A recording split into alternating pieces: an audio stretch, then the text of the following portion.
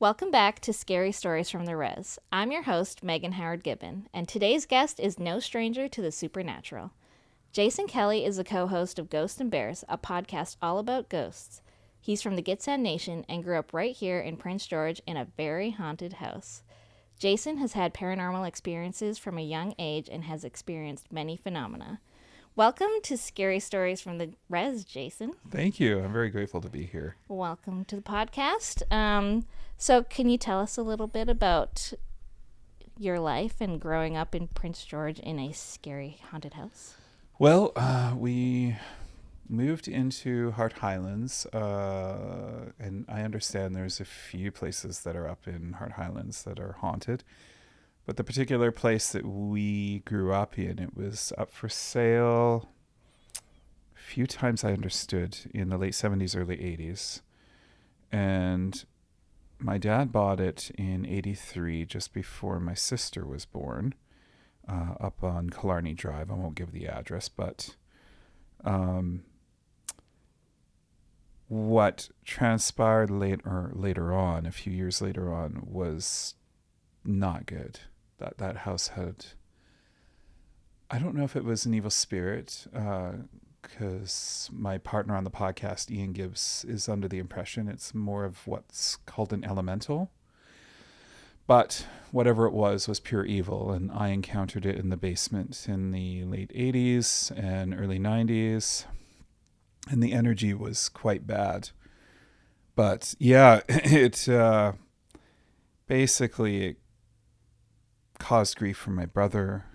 He didn't do well, and my sister, she's fun. We were at dinner together in Christmas in 2017, and she was commenting on my partner's books that he just published. One of them is Victoria's Most Haunted.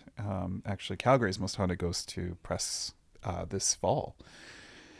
So she was basically saying, "Oh, I don't believe in any of this," and you know, caused a bit of faff at the dinner table. And I stopped her and said, "So, how many times did you enter that one part of the house in the 18 years that you grew up there?" And she paused and stopped and basically said, "Less times than I can count on one hand." Wow. And I said, "So you felt it, but you wouldn't acknowledge it." Mm-hmm. And the problem was, me being all feelings, I felt it. I was doing laundry in the basement, and it went zooming by me. I saw this black figure brush my right shoulder, and I was sick for a month.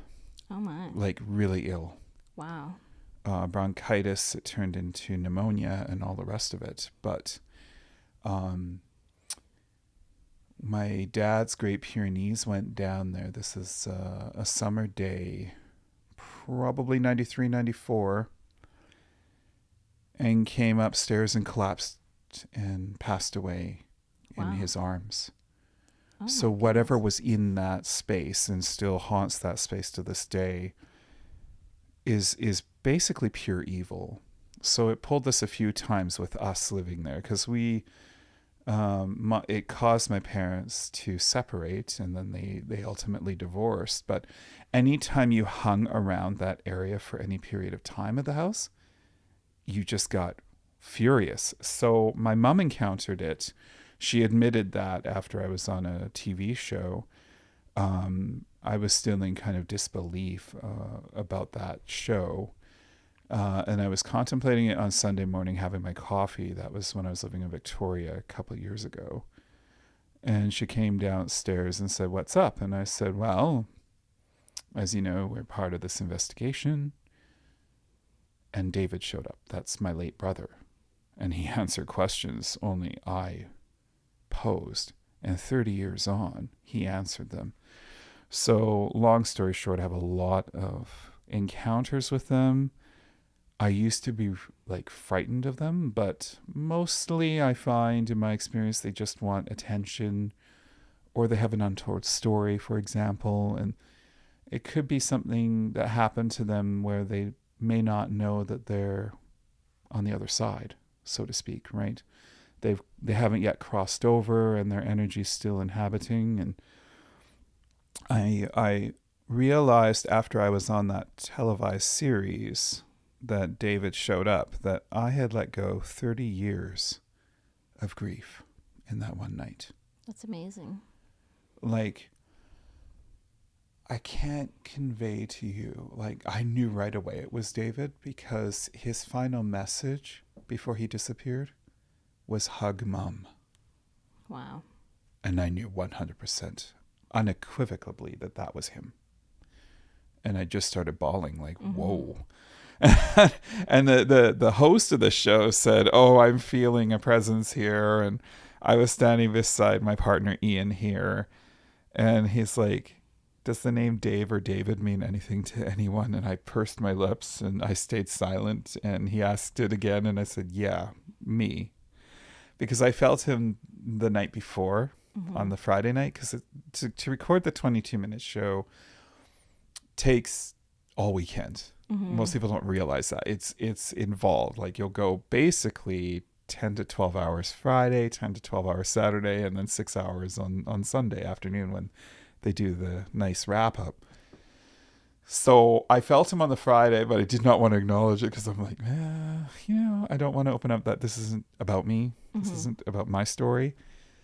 And so when the host said that and then repeated it again, I'm like, yeah, here we go. 30 years on, right? But what I realized that Sunday morning before I talked to Mom, because I said David was there. And she paused and she's like, I'm not following. I said, David showed up. And she said, oh. So basically, I'm part of the Lexkeek clan. And that's the Eagle clan for the Getsan. And she said a few of us, including herself, have been given a gift of being able to sense the other side. So she encountered that thing in the basement in Killarney back in the late 80s or in the early 90s and told it to leave us alone. And what she admitted that Sunday morning, where I'm going with all of this, is, you don't know this, is what she said to me. But there was a lovely lady who lived across the street who owned a family business here. I don't think it's in business anymore, Fox Glass. Anyways, she asked what had happened in that house in the 70s and why it just couldn't sell. And apparently the gentleman who lived there with his wife, he had murdered her, and they couldn't prove it. And I am under absolute belief that whatever's in that basement is what caused it. Now, we were discussing this on our podcast, Ghosts and Bears, Ian and I, about that house. It actually prompted a realtor to email us, and I won't say his name because he doesn't want to be out there exposed. But he was in a house 2 doors down showing the house, and he felt it in that house too. Wow. And I'm like, interesting. So I do believe that whatever is in that area is not pleased that there's properties that have been developed there. I mean, these houses are from the early 70s. I think ours was 1972, right? But I do believe that some forces can be awoken in that way, in spirits that aren't pleased with our presence. And it's interesting because you fast forward to, we went to the house to look at it because we sold our house in Victoria. That house was haunted. But it wasn't evil. It just would make itself known on occasion. Yeah. And I would go away to work occasionally for periods of time, and Ian would hear it if he was in the living room, because there was it was a neat house. It was more for entertaining. So there was one formal living room and for one kind of informal, like, rec room off the kitchen. And he was, I guess, reading in the living room in the formal one because the fireplace was going, and he was with the cats at the time. And he said he heard shuffling in the master bedroom upstairs. And my mom's admitted she's heard it too in that Oh. house in Victoria.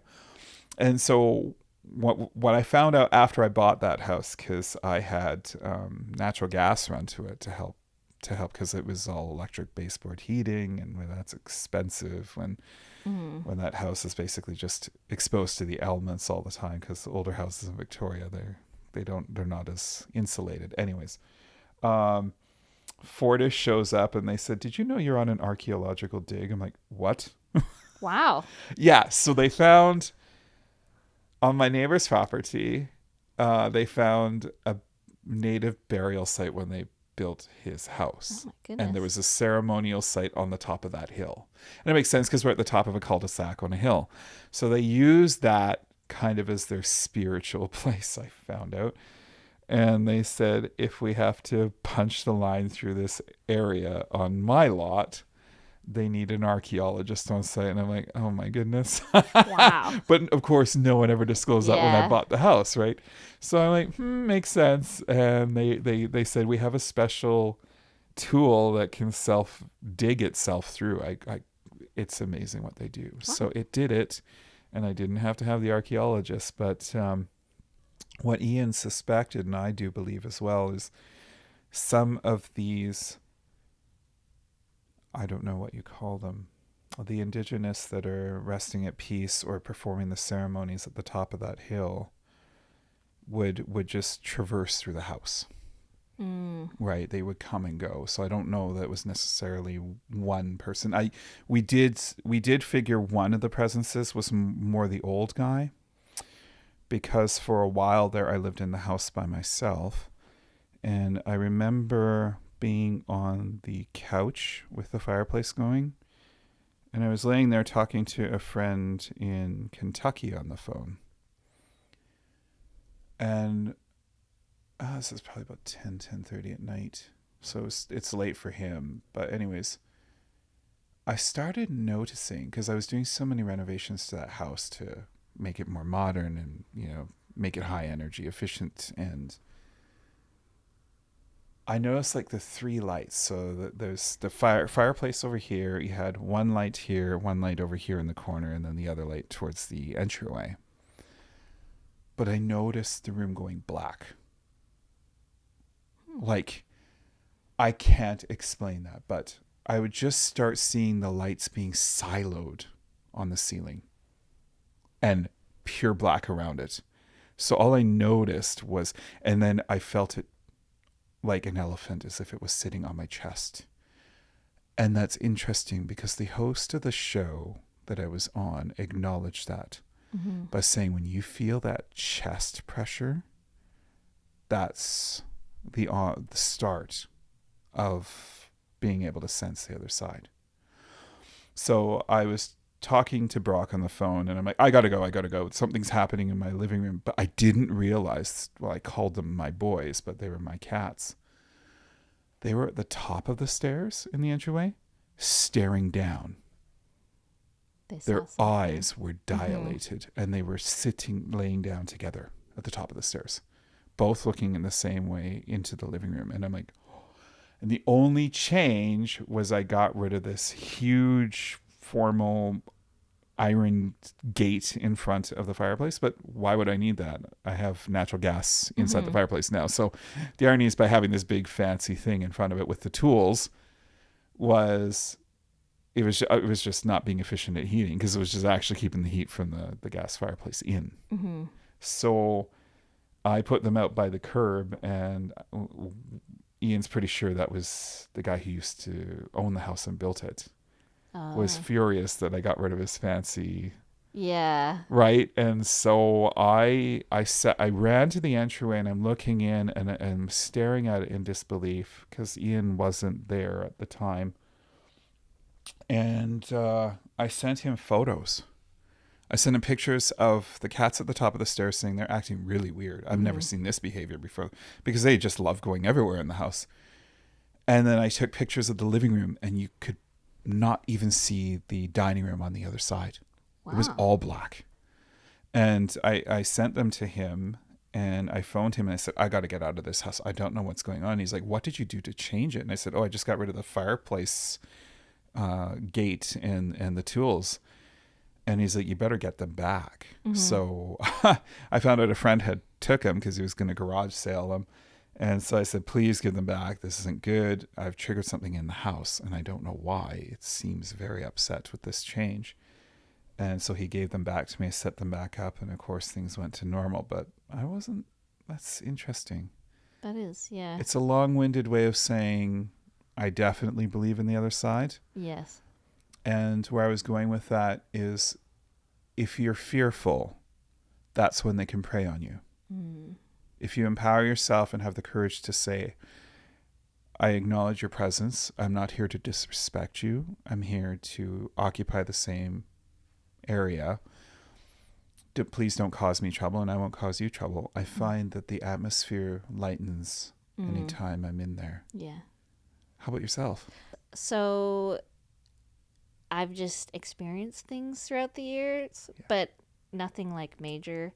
But the house I grew up in was like a really old heritage home downtown in Prince George. And I had this doll. It was like one of those porcelain kind of ones where when they lay down and their eyes close. And my granny gave it to me. And it would always be like just outside my bedroom door. And my sister's bedroom was across from mine. And so I'd always be like, why did you put this outside my room? Like, stop doing that. You're trying to scare me or whatever. And she's like, I didn't put it there. I didn't put it there. I'm like, you're a liar. My. She's 6 years older than me. And so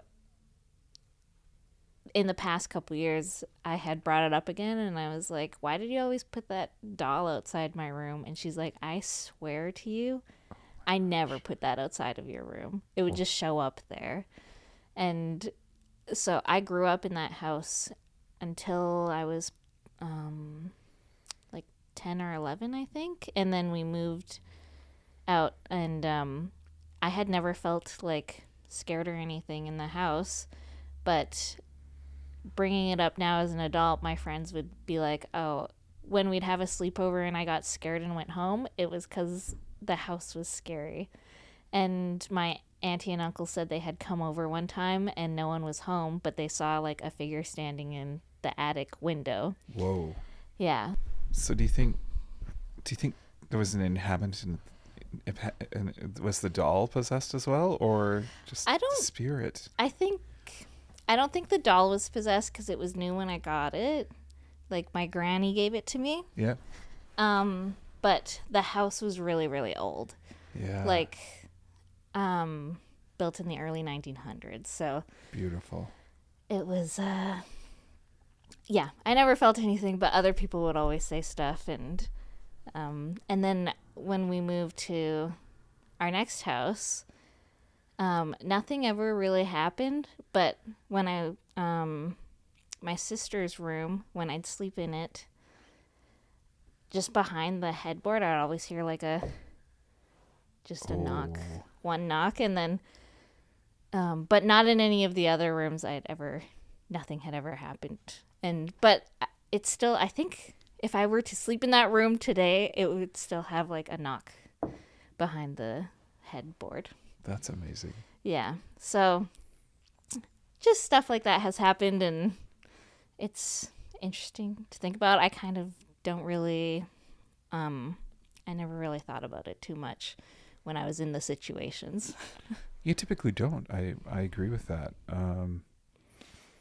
I think it's because when it catches you off guard, you get that fight, flight, freeze reaction or flee, right? Mm-hmm. And that tricks your brain up.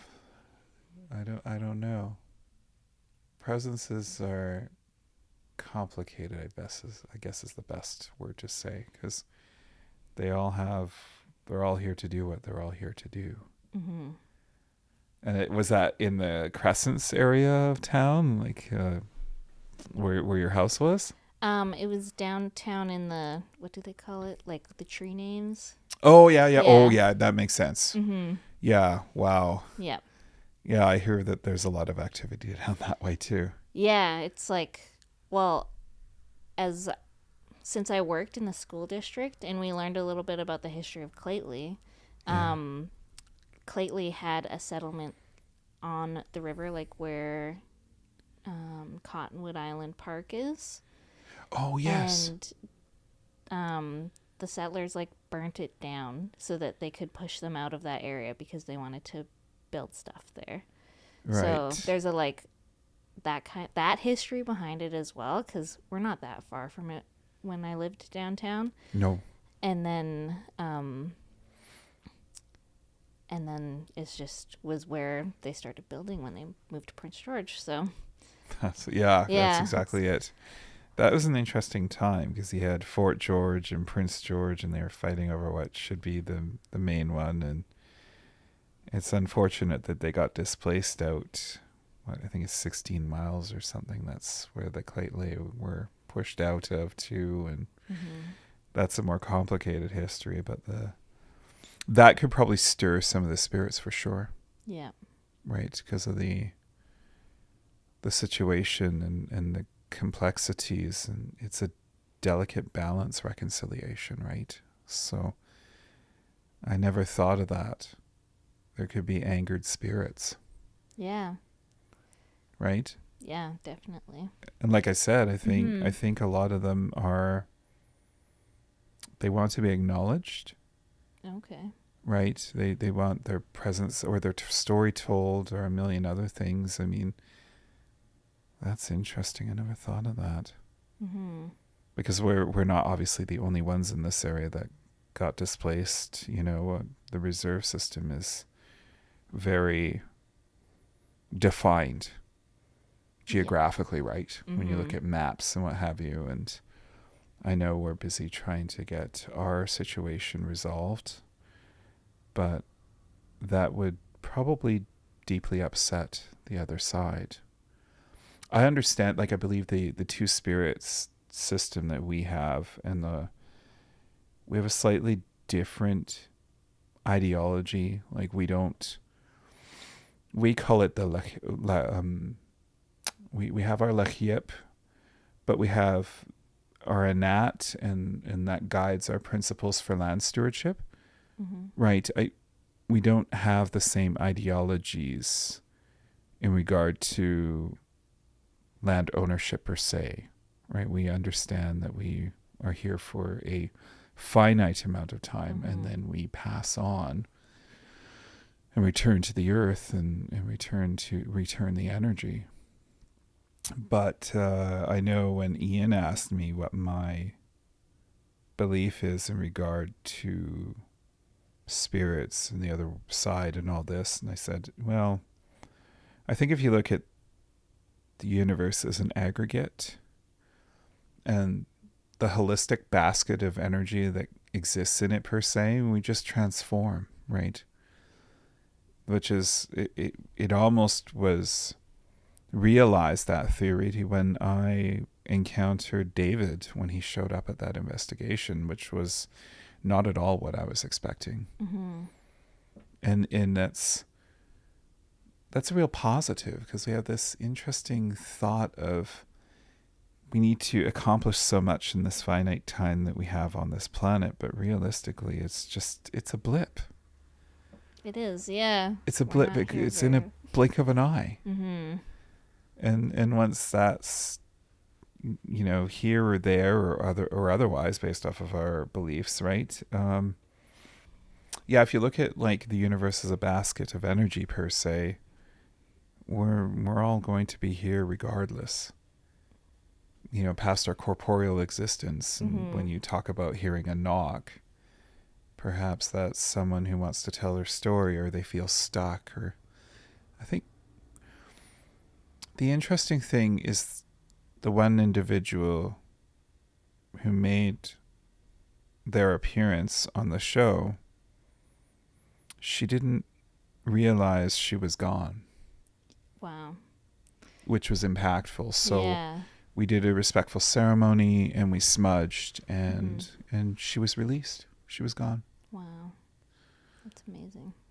Right. But that's some of the issue. They don't know that they're in between. And I felt at peace once she was released. Mm-hmm. And I love the ceremony. I loved witnessing it. It makes one feel at peace when a soul per se, I don't want to take a traditional definition of the soul, but when it's able to recognize it's okay to move on, Mm-hmm. that is beautiful. Yeah. And you can feel the tension just Mm-hmm. release. And anyone participating in this and they hear that or something, acknowledge it. Mm-hmm. It's important. I mean, like I said, we're all here to do what we're all here to do, and there's that interesting concept of self, and this article I was reading is trying to bring that I think therefore I am kind of piece down. We're not separated mind and body per se. We're just a single unitary corporeal existence. And what it basically says is modern science is starting to believe that, right? That we're all, it's most of it's the left side of the brain trying to reason everything out, right? Yeah. Like, so, but now that I think about it, maybe there is a certain amount of argument against and the fact that the self does exist. Because, I mean, why else would you stick around? You know what I mean? Mm-hmm. So maybe that undermines that article I read. Because if you're an energy trying to, like, hear that knock so that it gains your insight, or the doll being moved, that's another attention grabber, right? Mm-hmm. So I would probably say now that even though I read that and I thought that's a good argument, probably say I don't believe that at all, because we have these interesting desires, an innate desire to tell our stories or have that legacy carry on in some way. Yeah. That's interesting. Wow. That's really deep. I don't know. I don't take anything I read for granted. Mm-hmm. I just take it with a grain of salt, and I'm like, well, that's interesting, and keep absorbing, and then I think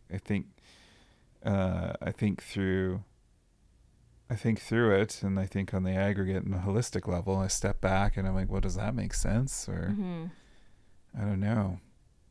Yeah. Well, it's a lot of words. It is, but it's also very, we'll never really know. No.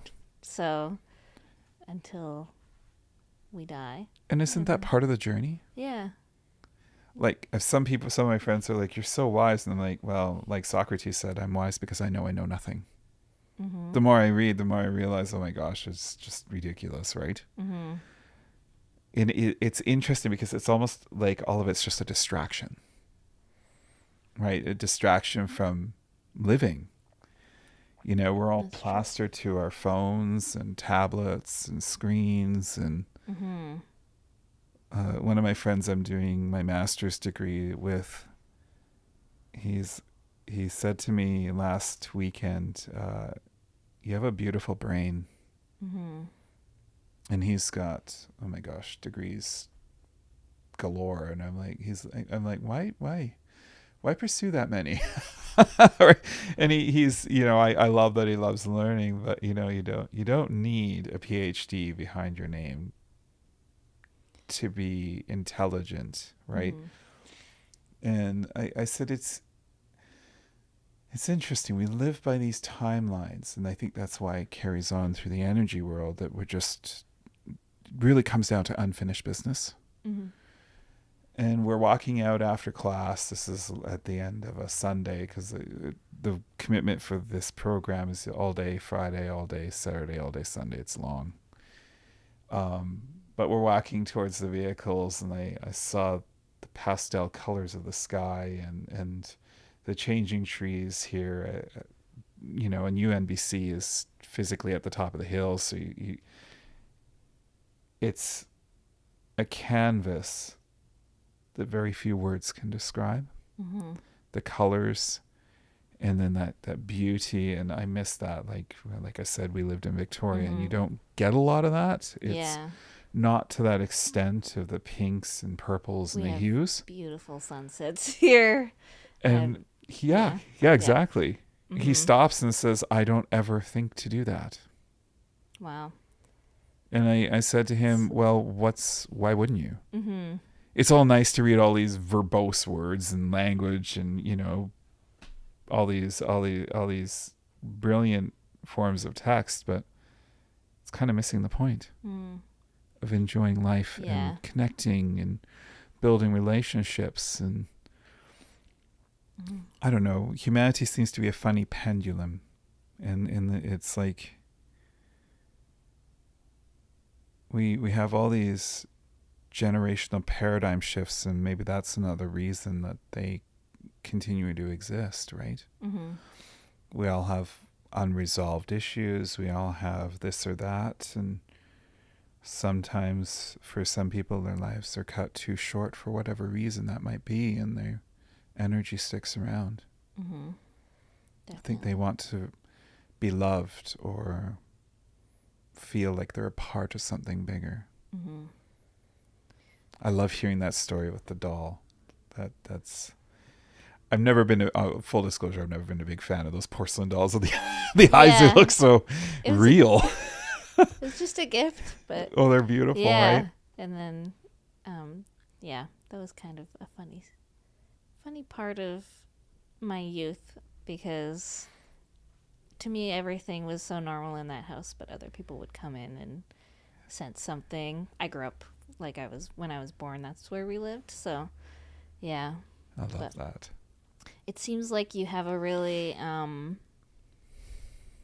you're really connected with your spiritual side and an academic side as well. So, how do your two worlds blend like that? It seems like you're very involved in a lot of different things. Honestly, I think I take each with a certain measure of, it's analogous to a cup and overfilling it with water. So I have a very good, it's taken me many years, but I have a very good understanding of where my cup's full. And at some points you just have to stop and take a break. Mm-hmm. I think a lot of people don't see past that, and that makes them sick, or they suffer, or they get anxious, or anxiety is just it's almost an underlying fear of just trying to get over something in some future date. And it's like, if where I was going with the whole tablets and phones and stuff, or all these screens, is people don't stop to just appreciate the now. Mm-hmm. I was thinking about this the other day, because even when you're scrolling on social media, you're not stopping at each post. So you could even stop to appreciate the now while you're looking at something. Oh, you see a picture of your friend, you like it and you scroll. Well, if you stop and you look at it, then and you take a moment to think about it and appreciate it, your brain kind of just slows down automatically. You're right. And it's like a little, if it felt like, I was thinking about that and I stopped and I was looking, and then it felt like I had a little break as I was scrolling, just to look at a picture of someone I knew or something to connect with it. Yeah. So even though we have these screens all the time, and it's an addiction, and we need to kind of take some time to separate ourselves from our phones. Yes. There's chances for connection in your phone as well, if you take a moment to to actually absorb it. Exactly. Yeah. Yeah, I think people don't take the time, and ultimately if something happens that's beyond our control, of course there's tons of things, and we end up in that weird, it's almost like purgatory per se, I think is the best way to say it. it's neither here nor there. It's the spirit realm. The other things I had contemplated is perhaps the ideology that there's past, present, and future coexisting, and what we're encountering is different periods in time, right? Coexisting as one. Some physics states that past, present, and future, there's no differentiation. Yet to try to wrap your mind around it, because we're always taught to think linearly, it doesn't make any sense. How right? so? Well, if you think about the concept of time, and it could be 2 p.m. right now, it could be 4 p.m. It's always a march forward. And I don't, that's why, like Buddy there stopped to see the sky that evening, and he said, I am starting to see what you mean about pausing. And I said, it's interesting. Like, I had another person I was talking to that is very regimented in their travel. And I'm like, why do that? If your Monday to Friday life is you go to work at 8 and you finish at 4:30, why would you ever travel to a timetable too? And he's like, oh, I like things just so. And I said, no, honestly, that's not living. And that's one of the critical factors why I think some of these people end up in this purgatory state, per se, like where they're just knocking to grab your attention, moving a doll to grab your attention. They just, something is unresolved. And I said, we did this activity in organizational behavior, and I'm very high green and gold because of my autism. I'm very good at math and accounting and finance and putting together budgets and wizardry. And, honestly, it's all just fairy dust. Numbers change, times change. But when I travel, ironically enough, I step out of that role and I go with this orange, or sort of free, completely free. And everyone's like, how do you do that? How do you do that? Easy. You just point the nose of the car and just go wherever that nose happens to go. Why do you care? That's the ultimate expression of living in the now. Right? If we live every day to a timetable and we travel to a timetable, well, you're not living. Yeah. Yep. You need some freedom. And so some people in the master's degree that I'm working on are seeing that now, and they're like, wow, appreciating the beauty. It's like stopping and seeing a beautiful rose. And then you look at how delicate that is, and you see all of its inner beauty. And all of these senses get bombarded, the scent of it, touching it, feeling it, and interacting with it, and the colors, like, you miss the point of life, I believe. And some people, let's look at it. Some people just are afraid of dying, and that's why they have to work 70 hours a week into their 80s and 90s, because they don't quit. We've seen so many high-ranking officials that will retire, and then no joke, they die like a month later. I think there's something of an imbalance there. And then we end up having these investigations, and we talk to them and communicate with them because they have all that unfinished business for whatever reason it was. Maybe they didn't grow up in a good family. Maybe they were mistreated. Maybe they were ignored, right? Some underlying factor that they never addressed. Yeah. And a lot of us have trauma and we don't admit it. Yep. So when you asked me about that and how I can blend the two, it's in balance and recognizing that. And I've seen a fantastic psychologist for many years, and her and I have worked on that balance. And some of the silly little things she talks about it might sound ridiculous to people, but set aside worrying time in the evening. No joke. Set aside, 7:30 to 8. Worry. Just worry. Intently worry. What do I have to do tomorrow? What do I have to get my kids prepared? What's on the agenda? Did I pay all my bills? Blah blah blah blah blah. Mm-hmm. And you can fall asleep like that. Wow. Ian's like, amazing. That's my husband. Like, he's my partner in the podcast. He's like, I hate you. How do you fall asleep in 2 breaths? I'm like, because that's Daniel. I don't have to worry. I set that aside of time to worry. And as silly as it might sound. And sometimes it doesn't have to be sitting there in a physical spot and worrying. I could just be so upset and want to, like, say, for example, something happened in the household and there was a faff and a spat. And, you know, we're humans. We can't always get along. I will get in my car and drive and worry. Mm-hmm. Right? Sometimes, I think for us, so a lot of us just don't have the ability to separate, because it's important to keep that in balance. I mean, oh my gosh, trying to do a master's degree and work full time, and you know, and I'm part of the Get Sand Treaty Society as a board of directors member, and trying to improve the nation that way. If you're fully engaged all the time, you're just going to make yourself sick. Yeah. That's why my hair went gray so fast.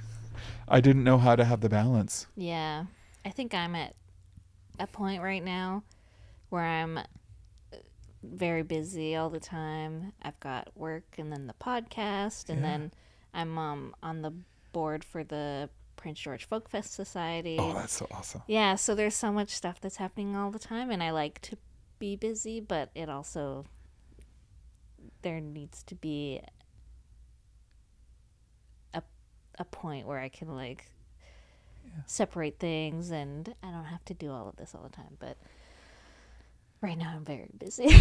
Well, yeah. Yeah. I'm honored to be here and talking about the presences and the other side, and so beautiful. Yeah, I was wondering, when you do, since you have, like, this connection to your spirituality and the other side, is there, like, does stuff come up in everyday life, or do you?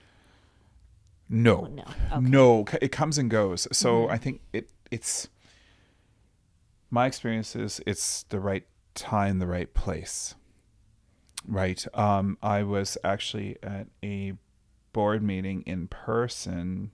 It's not just now, it's a few months ago already, but that's what master's degrees do to you. It's teleport time. I did not get a good night's sleep in that motel. Oh my gosh. Where were you staying?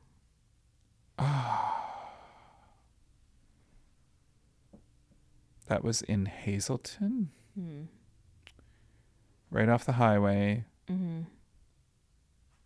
I can't remember if it's New Hazelton or Old Hazelton. But anyways, I can't remember the name of the place. I blocked it mentally because whatever that thing was in that hotel room was really grabbing my attention. And Ian and I thought it might have been one of the poor women who are sadly murdered on the Highway of Tears.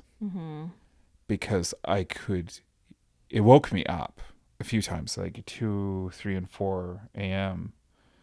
water dripping. And it got me thinking that, yeah, that makes sense. The Skeena River in some parts is pretty much tidal and can make people go away, right? So it's a relatively fast moving river, and there's, I believe there's sturgeon and salmon and what have you, but that's neither here nor there. But I was woken up to water dripping literally right beside my bed. Wow. Oh yeah, I was not a happy camper because it caused me to wake up immediately and turn on the light, and I'm like, well, there's no water on the table, the bedside table. And then I shut off the light, went back to sleep, and a few minutes later I was woken up by it again. But it was much louder. It was now right beside the bed. And I felt a cold presence touch my left arm. And okay, I'm not happy now. So I woke up again. But this time, as opposed to immediately turning the light on, I sat for a few seconds to try to absorb the surroundings, because usually back to that kind of fight, flight, freeze, whatever, flee sort of mentality of the amygdala. I wanted to make sure what I was hearing was right. Mm-hmm. Is this dripping water? Because is this the sink in the bathroom doing this? No, it's not. It was bone dry. I'm like, And this is right beside the bed. So, okay, fine. So I turned on the light to go grab a bit of water and check on the sink in the bathroom. The floor was wet. Yeah, that's not cool. Mm-hmm. Now I'm wide awake.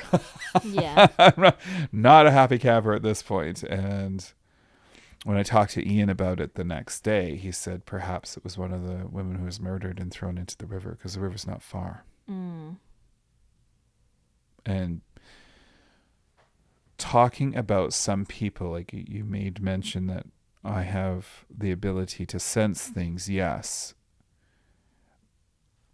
Typically situations that present themselves like that, I have, in my experience, that one was definitely unwelcoming. I was not a happy camper at that place.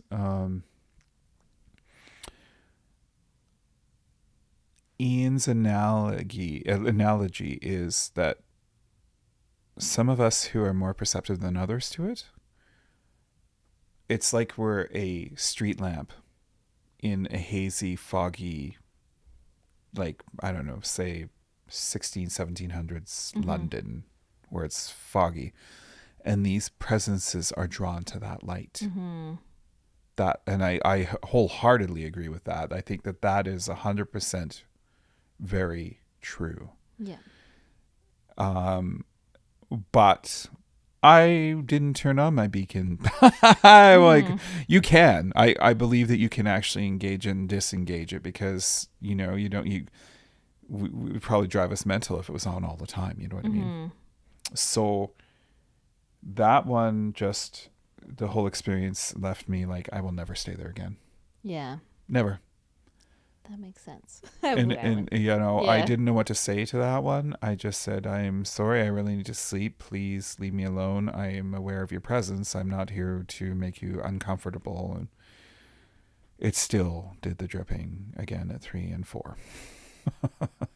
Wow. Yeah. But to have a carpet that's wet was not impressive either, because I'm looking at the ceiling and I'm like, no, it's bone dry. There's no water damage. That was unsettling. Yeah, definitely. Because that's the first time now I've actually felt water physically on the carpet. Mm-hmm. I'm like, well, that's weird. Nothing has dripped on the floor except for this invisible being. Mm-hmm. And Ian said that's a very real thing. I'm like, well, that's not but I'm not fussy about that. Mm-hmm. I don't know. So some spirits are not. It could be a gender trigger for them. If I assume it might have been a she, because that's a lot of the focus of the Highway of Tears. Mm-hmm. I know some males were also unfortunately murdered along that highway. I don't know that one's story, but it wouldn't give me anything except for the dripping thing and that touching my arm and making me cold. Not fussy about that either. Mm-hmm. Please, like, I'm not trying to disturb you, but I can't remember the name of that motel. But I told one of my friends about it at work the next day, because I was working remotely before our meeting in the evening, and he's like, "Oh yeah, that one's bad." Like, helpful. Wow. Won't stay there again. Yeah. Yeah. So I don't know. How about yourself? Have you noticed something similar in what I've said? It did remind me of a story when I was staying in Terrace, because it's not that far. No. We were staying at Thornhill, which Yeah. is, yeah. Yeah. I don't like Thornhill. Okay. Yeah. I tried Googling to see if anything had ever happened in Thornhill. We were staying at a really nice hotel there for work, and we kind of got in late. It was after dinner. Yeah. And then we had to leave really early because we were driving to Stewart and Hyder in the morning. Oh yeah. And so I went to bed, and then my eyes just like popped open, and there was all I could see was like the light coming in from under the door. Yes. And then there was like a black figure floating above me. And then I looked up, and I think it was a woman, but it was just a black figure. And then I looked up at her, and then she just floated away. And then I was like, well, I'm tired and I have to get up early in the morning. So I just turned around and went back to sleep. But I couldn't figure out anything about what had happened at that time. I was like, I don't know what it is. That's interesting. So they didn't communicate with you either. Huh. I'm full disclosure, I've never liked the energy of Thornhill. Yeah. That whole area seems uneasy. Well, And there's a lot of, that's on the highway too, and it's like, Yeah, I so don't know.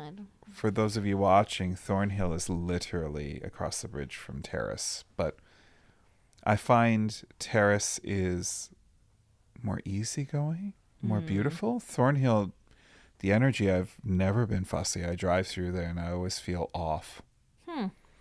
Interesting. I cannot ever place it, but I'm not a big fan of Thornhill. Yeah. That's actually where my parents met, weirdly. Yeah, Thornhill. I drove by their house. Like, my mom met my dad because he used to work for the CN, and they bought a house in Thornhill. We drove by that house. I brought my mom by it a couple of years ago, and it's still there.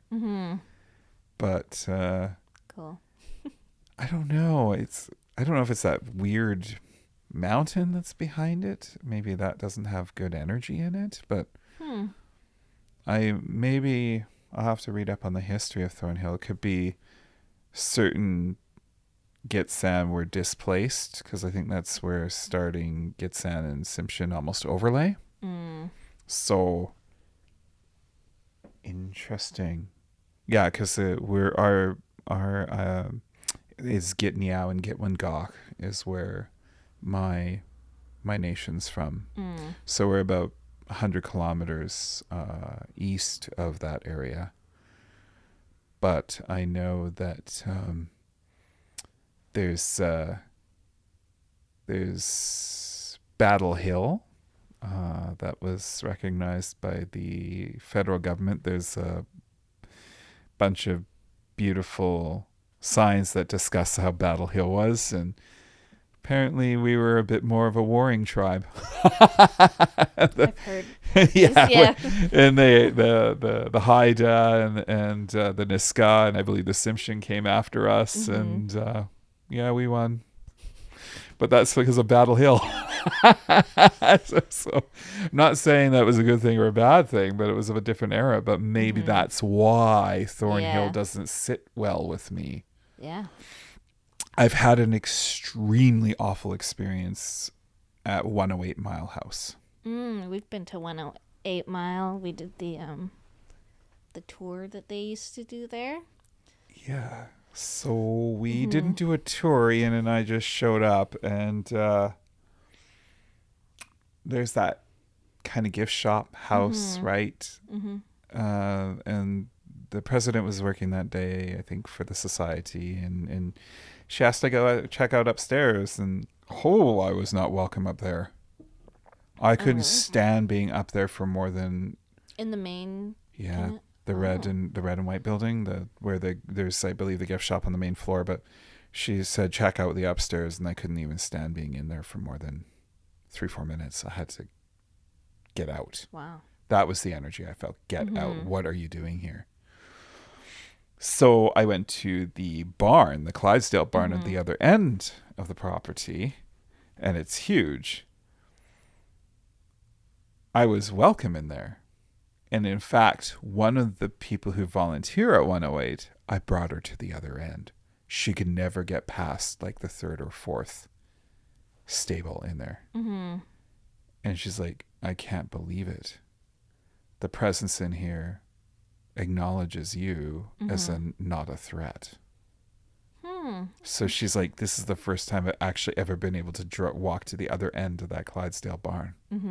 So she was very grateful for that experience. Yeah. So we met back, and the president started talking to Ian and I, because we had an episode on our podcast about that place, and she asked how I felt in that one building upstairs and the Clydesdale barn, and Ian and I just went about our merry way. We weren't together, and Ian had a very different experience. He felt welcome upstairs. Which is because when we were there, they said the upstairs at the barn was like a very negative presence. There is. Yeah, 100%. 100%. Yeah, we weren't in there, but I'm talking the upstairs of where the gift shop is. Oh, okay. So Ian felt comfortable up there, where I didn't. But Ian felt like get out when he got to the barn. So the president of the society said that completely makes sense. Because if it's Agnes Bing or whatever her name is upstairs, she hated Indigenous people. Oh. She treated them like complete garbage. And we found out that she actually offered them to the miners. Yeah. The Indigenous women she offered as rewards to the miners, which is not good. But for those of you watching, basically she was a psychopathic murderer. She killed, I think, 60 or 70 people that they know of. She came from Scotland, where she also did a bunch of murders, relocated there, but she loved killing miners that were alone because she took their gold. And they kept finding gold all over that valley that she was hiding. And in fact, I believe they built the airport, they found a ton of that gold.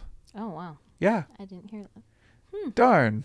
I'm like, shoot, I would have loved some of that gold. Anyways, so the president said that completely makes sense, because she would not have liked what she perceived as Indigenous, because I'm half and half. I'm half Scottish, half Gitsan. So I wasn't surprised, but at the same time, I'm like, okay, I get message received. I just left. So I went to the Clydesdale barn, and the gentleman at the farthest end of the barn, I could see him. He poked his head out, and I'm like, well, that's kind of creepy. But he allowed me to proceed, whereas Ian was the same experience as me in that house upstairs. Like, get out. What are you doing here? So the president elaborated, saying, oh, the guy who ran the Clydesdale barn was friends with all the Indigenous around there, because they were helping him trap the Clydesdale horses, where he would break them in, send them to Vancouver Island to be work horses. And anytime he sold them for work on Vancouver Island, he would share the profits by hosting these big dinners and things with the local Indigenous, which is why our experiences were completely different. That's interesting. And he allowed me to take photographs, because apparently he doesn't like people photographing in that barn. But I was wearing it looked like it was a digital Leica. Like I have it's called a Leica monochrome. So it's a digital camera, but it only shoots in black and white. It's not able to process color. It's literally a black and white digital camera. But because it is a traditional Leica, it looks like it's 70, 80 years old, and it has a manual lens on the front, because all Leicas all of them are rangefinders, so they're all manual focus. So he didn't feel threatened that I'm wearing this traditional looking camera that was all black. So I got some great photos. I still haven't looked at all of them yet, but I did see his shadow in one of them. Wow. And Ian saw him too. Ian saw the shadow and was a lot more aggressive. But you're 100% right, because all of us who enter that heard the banging upstairs in that barn. I don't know if you got the bang, but I don't think so. It wasn't good. Yeah, that's actually when we did the tour. They did ghost tours there, and so we drove up and we stayed the night in 108 Mile or 100 Mile. Yeah. But it was pretty good. I think it was really interesting, and like Daniel's really into ghost hunting, so he had a lot of Fabulous. the stuff for it. Yeah. Yeah, there's a lot of energies around that area, but I would say a lot of the unsettling energy is because a lot of those poor miners were murdered. Mm-hmm. And she was caught because I believe one of the indigenous women got away. And I believe it was the Northwest Mounted Police at that point, but she explained what had happened. Mm-hmm. And then Angus Bing was arrested. And I believe she committed suicide. But it was a group of them, Angus and her brother and her husband. Mm. I can't remember, but the trio of them were involved in this. Yeah. Getting the gold out of the poor miners who were... We actually have a graphic novel. Oh, yeah? Yeah, I'll show it to you afterwards. Mm-hmm. I saw one picture of her. She is not a nice looking person, eh? Mm-hmm. Have you seen a picture of her? I saw the one I think they had a little thing at 108 Mile about her. Yeah. Not someone I would want to meet. I wonder if she's a ghost around there. Well, she must be, because I felt her upstairs where she was like, get out. Yeah. Where, all those figurines were about with their poses in those rooms. Like, whoa. Not. Okay, got it. Yeah. I will leave. I'm getting the message loud and clear. I'm not welcome. Yeah. So, other buildings, like the schoolhouse, I felt okay, but if those poor miners, so there's a lot of them that I think there were 60 or 70, something along the lines is what they hypothesized just there, because when she fled Scotland, I understood she did a bunch there too. Oh, so that's crazy. Not a nice person. No. It sounds very Motel Bates or whatever that horror movie is. Oh yeah. You know what I mean? The Bates Motel or something, you know what I mean? That's kind of what I envisioned, kind of what was there. But it definitely is weird to think about people who are driven to do that. Mm-hmm. Like, why? Yeah. And they, you read about it and you're like, oh, it's for power or whatever reason, or some sort of psychopathy that makes them happy. And it's like, what? Again, it comes down to neglect. Mm-hmm. And then this unfinished business piece, which is why they still hang around. It's like, just go away. You're done. We're finished with you. Mm-hmm. Maybe someone should have a smudging ceremony. Yeah. And that brings me back actually to when Ian was at the house in Victoria. Because that presence, that black cloud that came into that room, I actually brought a priest in, and that priest asked me to leave. Interesting. Now I remember. I showed the priest the pictures, and that was what triggered him to do it. But I wasn't allowed in the house, and I had to take the boys away. Mm-hmm. So he did whatever he did, and then Ian came back to the house a few months later because he was away, and he's like, what did you do with the energy in this house? It's so different. And I said, I had a priest perform a ritual. He was doing it voluntarily. But yeah, it made that energy a lot better. I don't know what he did. Because I did try smudging. Mm-hmm. That didn't work. In fact, that made it worse. Wow. And I guess that would make sense if this guy was an old cranky white guy, because I talked to my neighbors, and there was an old cranky white guy that used to live in this house, and he hated kids. And that was a neighborhood for kids, so yeah. Hence this old fancy great thing. Everything was very old in that house, right? I had to modernize it quite a bit. It was that's the way I looked at it. I'm like, well, perfect blank slate, right? The bones are good, so time to modernize, because it was textured Saxony carpet was like practically the last thing they did in the house back in the 90s, like royal blue textured Saxony. And wow. Paints the picture of how much work I had to do to the house, right? Like, and then the kitchen had laminate flooring, right? Because that was very in the 90s. Do you remember that? This laminate. And yeah, so when I started gutting and redoing the whole house, that stirred it up quite a bit. And Ian said in the powder room, there was a powder room just off the kitchen, he would occasionally, like if he went in there to use that to wash his hands or whatever, he would have the distinct smell of someone smoking in there. Mm. And we're wondering if that old guy was a smoker, but his Yeah. wife hated it. So that was where he went that's funny. to have a cigarette, was in the powder room. Mm-hmm. Not smart, because I mean, that powder room was central in the house. Mm-hmm. So, but there was a big exhaust fan, obviously, right? Oh. But I'm like Like a smoker's room. yeah. So when Ian said that, I'm like, come to think of it, I went in there a couple of times and I could smell smoke. Mm-hmm. And I'm like, when I bought the house, you never smelled that. He didn't smell anything, but before we did our major reno in the master bedroom, because we got rid of one of the giant walk-in closets and put in a bathroom, because we expanded the closets, right? We pushed the wall back out, so we made the one closet a bigger walk-in closet, but then we turned the other one into a small bathroom. And Ian said there was one night when it was still pre-renoed. He was reading a book in bed, and then all of a sudden, all the hangers started clinking in the closet. Gosh. Click, click, click, click, click. And I'm like, so you went through that too, eh? And he's like, yeah, you failed to mention that. And I'm like, I've only ever heard it once, and I remember he told me when he experienced it, because I was away for work.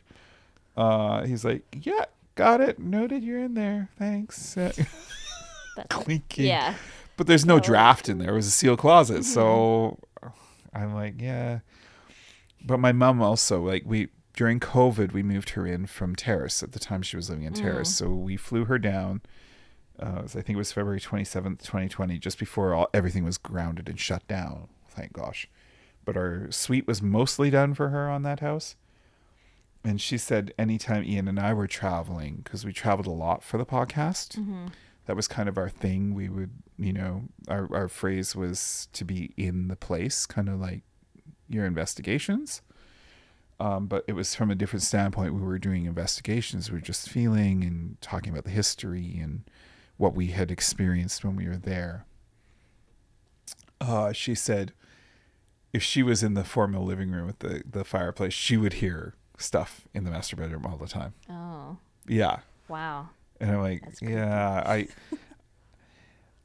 we did that house absolutely beautifully. It was such a beautiful home to live in, but it was more like a residence. Like our home here feels like a home. That house felt like it was hosting us. Yeah. Like standoffish. Like, I acknowledge that you've made it beautiful. However, you do not own the space. Speaking of that whole, you don't kind of own it. But even Ian felt like he was never fully welcome in that home. Maybe the guy was a homophobe. Who knows? But honestly, after we left and we bought the house here and moved up here to Prince George, because I'm born and raised, that was kind of why we left. Victoria was starting to become a bit more stressful to live in. Crime rates were up with the COVID thing, and I was attacked while I was on my scooter leaving my work. I was riding home, and a homeless guy punched me. I was wearing my helmet, but he physically made contact, and he was obviously high on drugs. And then he started walking back towards the sidewalk, and then maybe he didn't like my helmet. That might have been what was causing him to freak out. But a split second later, he turns around and starts waving a knife. Wow. And starting to charge me. And I'm like, okay, look in the right mirror. And I'm like, I'm already hyper aware of my surroundings because I'm not pleased with this. And I immediately took off on the scooter and took off right down Cook Street and all the rest of this to get away from him. Wow. So, yeah, Victoria was starting to become a bit worse that way. And Ian had done the ghost walks with John Adams, ghostly walks and tours down there for many years. But he could sense a paradigm shift in the energy when he was doing the walks. He didn't feel safe anymore. He's like, this has changed. And we're like, you know what? Change is as good as a break. So why don't we look at moving? I brought him up here a few times in the summer. And I think he fell in love with PG when we, this is in August, a couple of years ago in August, I brought him to Crystal Lake on a Saturday. And the lake, we had the lake to ourselves the whole day. Yeah. And he's like, oh, I love this. It's way different. You know, Yeah. as opposed to, we had a getaway property on the island at the north end in Port Alice, which is very remote. Like, it's small. Mm-hmm.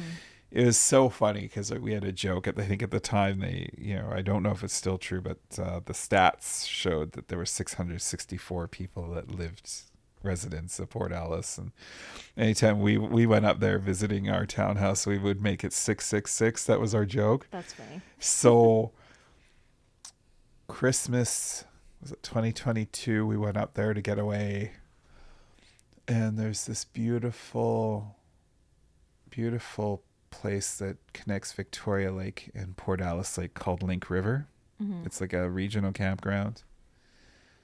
And anytime we wanted to get away and just be with nature and quiet and calm and want no one around, we would go to Link River because it was dead. And just take the truck there because it gets pretty mucky in the winter because it's all wet. It's all rainforest on the north end of the island. So we would take the truck just in case we had to engage 4x4. So we would get to the river and chill, and we loved that because no one's there. Well, Christmas 2022, several of the campsites were being used, and we're like, okay, that's it. Yeah. Well, that was kind of the final nail in the coffin Yeah. to say we're done with Vancouver Island, because if you can't get away from people at all, Mm-hmm. then it's like, that's not fun anymore, because sometimes you just need that space with nature to recharge, right? Yeah. There's a lot of nature here. Yes. That's the beauty, and you can just go wherever, and Mm-hmm.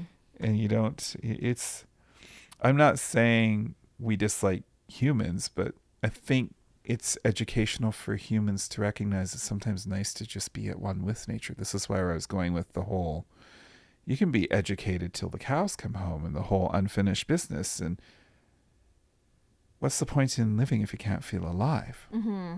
Right? Disconnect from all of these things. Put that worrying time in there.